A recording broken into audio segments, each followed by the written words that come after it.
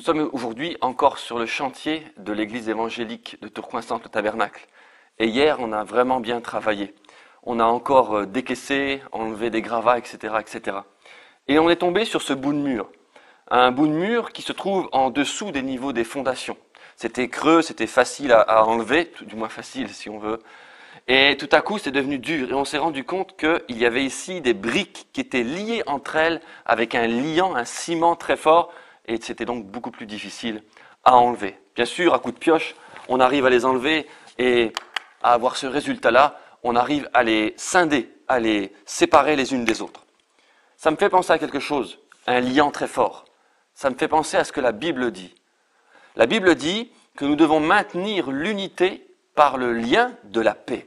Maintenir l'unité par le lien de la paix. La paix est un lien extraordinaire.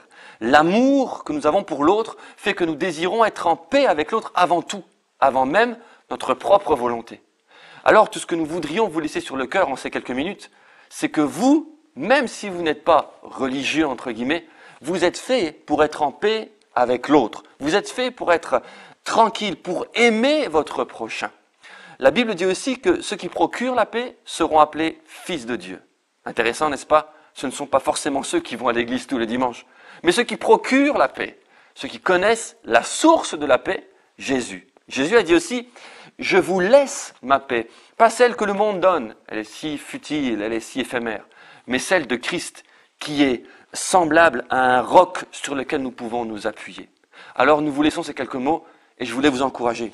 Si dans votre vie, vous avez été choqué par un élément, une dispute, une trahison, une tristesse, et que vous vous êtes retrouvé seul, éloigné des personnes que vous aimiez, et vous êtes peut-être resté dans l'incompréhension, je vous invite, retournez vers ces personnes, réglez la situation, et travaillez à ce que la paix soit entre vous, et une paix durable.